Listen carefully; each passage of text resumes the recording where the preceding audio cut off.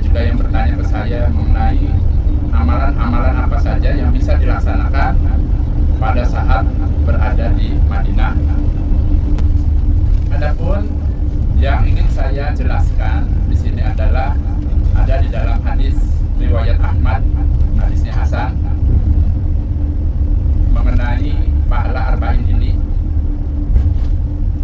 Qala Rasulullah sallallahu alaihi wasallam, man sholla fi masjidi arba'ina sholatan la yafutuhu sholatan kutibat lahu,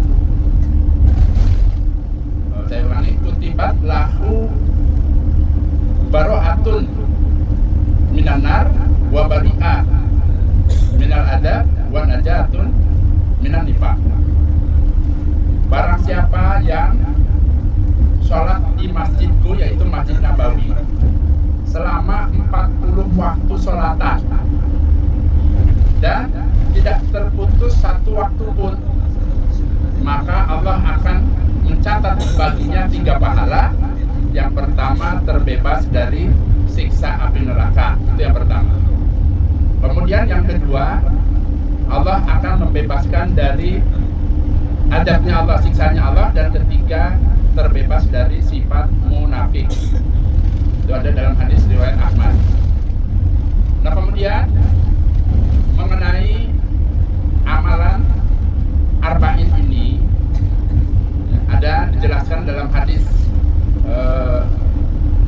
yang lain, misalnya hadisnya Ibnu Majah, Tirmidzi, dijelaskan barang siapa yang sholat karena Allah di masjid secara berjamaah dalam waktu 8 hari berturut-turut, maka Allah akan membebaskan dia dari azab neraka, dan juga Allah akan membebaskan dia dari siksanya Allah. Jadi hadis riwayat Ahmad ini didukung dengan hadis yang lainnya. Hanya saja penjelasannya itu adalah, kalau hadis yang saya jelaskan terakhir ini adalah tidak harus di Masjid Nabawi, hanya saja berkaitan dengan 40 waktu juga. Nah, itu berarti karena kita akan mengunjungi Masjid Nabawi dan harapan untuk mendapatkan pahala yang sangat besar itu, maka saya jelaskan hadis yang dari riwayat Ahmad. Ya. Jadi barang siapa yang sholat di masjidku, yaitu Masjid Nabawi, selama 40 waktu. 40 waktu itu sekitar 8 hari. Dan tidak terputus satu waktu pun, harus berturut-turut berjamaah di situ, mengikuti imam yang ada di tempat itu yang ditunjuk oleh ulama di situ. Kemudian kalau dia sukses, maka Allah akan mencatat baginya terbebas dari neraka, terbebas dari siksa Allah, dan terhindar dari sifat munafik. Nah, caranya bagaimana? Caranya nanti pada saat kita sampai ke Madinah, kalau ada kesempatan datang waktu sholat berjamaah, monggo silakan supaya bisa sholat berjamaah di Masjid Nabawi. Itu yang pertama. Kemudian yang kedua, ada yang bertanya, bagaimana saya ini wanita, biasanya tempat sholat wanita itu sangat terbatas dibandingkan laki-laki. Kalau laki-laki itu banyak.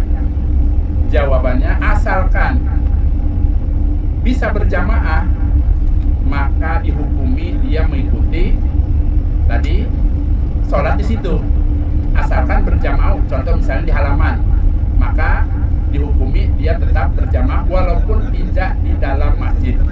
Ini berhubungan dengan hadis riwayat Ahmad. Itu berarti Bapak Ibu nanti persiapkan ya, kalau ingin mendapatkan pahala yang tadi saya sebutkan. Pada saat datang, cepat-cepat kalau sudah masuk waktu sholat, karena tidak boleh terputus. Kemudian yang kedua, pada saat Bapak Ibu ada di Madinah, silakan perbanyak sholat. Silakan sholat di Masjid Nabawi. yaitu sholat berjamaah, ya sholat wajib, kemudian juga silakan memperbanyak sholat sunnah. Adapun di Masjid Nabawi ini ada larangan sholat, beda dengan di Masjidil Haram. Kalau Masjidil Haram itu tidak ada larangan sholat. Nah, kalau di Masjid Nabawi sama seperti di kita. Contoh, setelah sholat subuh tidak ada sholat sunnah, tapi nunggu nanti setelah matahari terbit, atau setelah sholat asar. Setelah sholat asar tidak ada ketentuan khusus sholat sunnah kecuali sholat mayat, karena ada hadisnya, ada tuntunannya, selagi matahari masih tinggi diperbolehkan sholat mayat. Nah itu ya, untuk di Madinah itu ada ketentuan larangan sholat. Bahkan kalau zaman dulu 24 tahun yang lalu itu banyak orang setelah sholat asar itu pada sholat sunnah. Keliling ulama yang ada di Madinah ngasih tahu bahwa tidak ada ketentuan sholat sunnah setelah sholat asar. Nah, adapun dalam hadis An-Nasa'i ada, kemudian Ibnu Majah juga ada. Saya akan jelaskan hadis riwayat Ibnu Majah. Qala Rasulullah sallallahu alaihi wasallam, "Shalatun fi masjidi afdalu min alfi sholatin fima siwa." Satu sholatan di masjidku, yaitu Masjid Nabawi, itu lebih utama daripada sholat di selain Masjid Nabawi, yaitu pahalanya dilipat gandakan sampai 1000 lipatan. Illa Masjidil Haram, kecuali di Masjidil Haram. Sholatun fi Masjidil Haram, adapun sholat di Masjidil Haram, afdalu min mi'ati alfi sholatin fima siwa. Adapun sholat di Masjidil Haram, maka lebih utama daripada 100.000 sholatan di tempat selainnya. Kesimpulannya, sholat di Masjid Nabawi itu berarti lipatan pahalanya sampai 1000 kali lipat. Kecuali tadi ya, di Masjidil Haram. Kalau kemarin di Masjidil Haram lipatannya sampai 100.000 lipatan. Silahkan bisa memperbanyak sholat sunnah maupun sholat yang wajib. Kemudian ada pahala lain lagi. Dijelaskan dalam hadis itu, Nabi pada saat berada di Madinah itu setiap hari Sabtu itu Nabi kadang berjalan kaki, kadang naik kendaraan berupa unta, sengaja pagi-pagi itu berangkat menuju Masjid Quba. Untuk apa? Untuk melaksanakan sholat sunnah. Nah, adapun sejarah dari Masjid Quba ini, pada saat Nabi hijrah dari Mekah ke Madinah, ternyata orang-orang penduduk Quba itu menerima dengan senang hati, dengan riang gembira. Kemudian disitulah Nabi meletakkan batu pertama untuk membangun masjid, dan baru pertama kali itulah dilaksanakan sholat berjamaah secara terang-terangan. Karena waktu di Mekah itu masih banyak sekali rintangannya. Nah, jadi masjid yang pertama kali dibangun oleh Nabi yaitu Masjid Quba. Adapun pahala bagi orang yang sholat di situ ada dijelaskan dalam hadis riwayat Ibnu Majah. Qala Rasulullah sallallahu alaihi wasallam, "Man tatahhara fi baitihi." Barang siapa yang bersuci dari rumahnya, Suma'ata, kemudian dia datang ila Masjid Quba, ke Masjid Quba.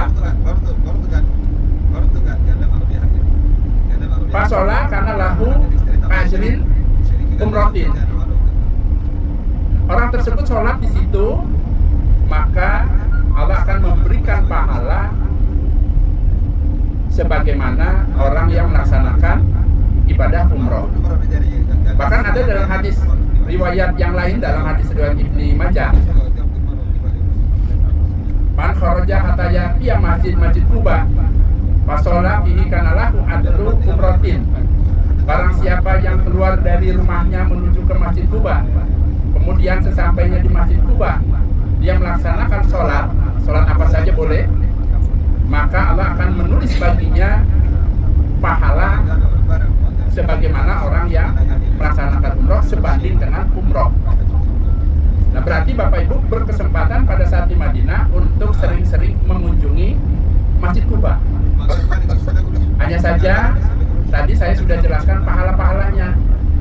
Berarti caranya supaya mendapatkan pahala, niatkan di dalam hatinya. Ada keinginan untuk mendapatkan, contoh misalnya berkunjung ke Masjid Quba, niatkan karena ingin mendapatkan pahala umroh. Karena Allah itu akan menulis sesuai dengan niat di hatinya. Nah, begitu juga dengan pahala arba'in. Dan sekarang dijelaskan sama Abah, silakan diniatkan bagi yang ingin mendapatkan pahala arba'in 40 waktu tadi, pahalanya Allah akan bebaskan dia dari siksa neraka, terbebas dari azabnya Allah, dan juga terhindar dari sifat munafik. Terkadang di luar sana itu mengaitkan dengan hadis bahwa hadisnya itu lemah. Nah, di sini saya jelaskan ada kaitannya ya, dengan hadis yang ada di hadis Tirmidzi. Hanya saja kalau dalam hadis Tirmidzi itu dijelaskan itu tidak harus di Masjid Nabawi. Jadi barang siapa yang sholat karena Allah selama 8 hari berturut-turut, maka Allah akan membebaskan dia dari api neraka dan terbebas dari azabnya Allah. Ada itu penjelasan seperti itu. Jadi ada kaitannya seperti itu ya. Hanya saja karena kita akan ke Masjid Nabawi, maka saya jelaskan yang hadis mengenai arba'in itu ya. Jadi silakan mumpung ada di Madinah, kita bisa melaksanakan sholat sunnah sebagaimana saya jelaskan. Nah, kemudian ada juga yang bertanya mengenai belanjaan. Bagaimana, apakah ada di sana pasar atau toko-toko yang barangkali murah? Nah, insya Allah kalau Bapak Ibu umpama berkesempatan, kalau ingin diantar sama Abah, ada yang namanya khusus pertokoan di bawah lorong, di bawah tanah itu, khusus yang 2 real, 3 real. Bahkan ada sejadah yang ditulis harganya ada yang 10 real, barangkali pengen buat hadiah, ada yang 12 real. Jadi nanti insya Allah di Madinah ini jalannya lebih rata, lebih nyaman, tidak seperti di Mekah. Contoh kita pada saat berjalan di Jabal Umar, itu kan Masya Allah ya, kalau pulang itu nanjak karena memang ditutup, sedang ada perbaikan, ada pembangunan. Ada pertanyaan Bapak Ibu? Dipahami ya? Abah hanya menyampaikan, kembalikan lagi kepada Bapak Ibu, kalau memang sekiranya ingin meraih pahala